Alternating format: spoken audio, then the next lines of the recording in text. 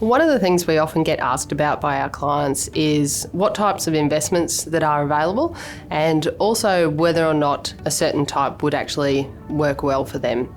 And before we get into that, one of the key concepts to really get clear is the idea of risk and return and what that actually means. So when we talk about risk in relation to investing, it's really referring to the amount of up and down movement that a certain asset class or a type of investment will have. So that's the times when it's peaking and also the times when it's falling in value. And we do know that for the more risk you're willing to take, in many cases you will often get a higher rate of return for that level of risk. Now, when we talk about return, what that actually means is it's a combination of the income that a certain investment generates plus the growth that investment will go through over time. So if we use the example of an investment property, an investor will receive income by way of rent, and also if the investor hangs on to the property for long enough, the value will grow up over time, and that's the growth. So it's those two things together that will give the investor their overall rate of return. Now, there are 4 broad types of asset classes that people can use, and for many people the best outcome will be some combination of all of these.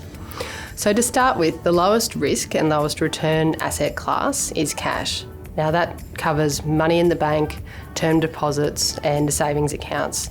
And this is a really good investment for people who don't like a whole lot of risk because they can see their money, they know what it's returning them, and they can also in many cases access it quickly.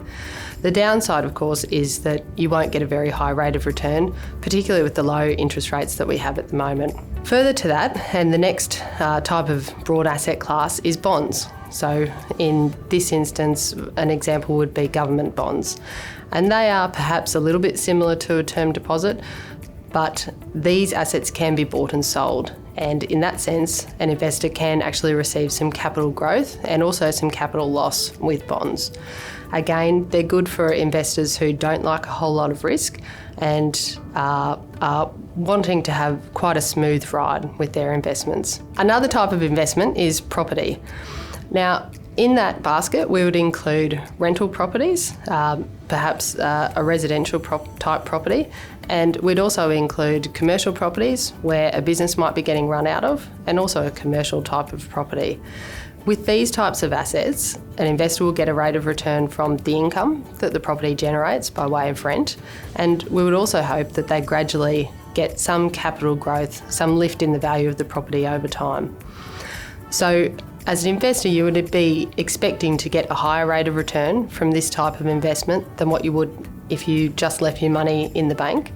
But the downside is they're not always that easy to sell, and you may also get caught with the value of your property dropping.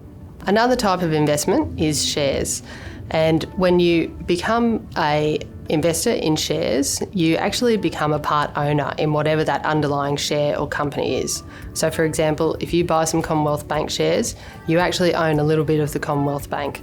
And that entitles you as an investor to a share of their profits, which are paid out by way of dividends. And you're also entitled to a share of the growth that they receive over time, with the lift and possibly the fall in their share price. The good thing about shares is that you would expect to get a higher rate of return than you would if you left your money invested in the bank. But the downside is that you can also have a significant drop in the value of your shares. They do move around on a regular basis. So particularly with shares and property, we would consider it quite important that people don't invest in those types of assets unless they can afford to leave those investments alone for at least 5 years. And the reason for that is that we know shares and property can go down, and it can take around 5 years for them to recover, in some cases if not longer. So in our view, don't go there if you don't have that kind of time frame. The last concept is the idea of diversification, and what this really refers to is spreading out your investments and certainly not having all of your eggs in one basket.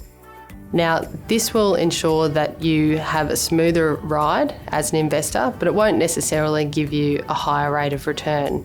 However, we consider it to be extremely important just so that you're spreading out your risk across a number of different assets.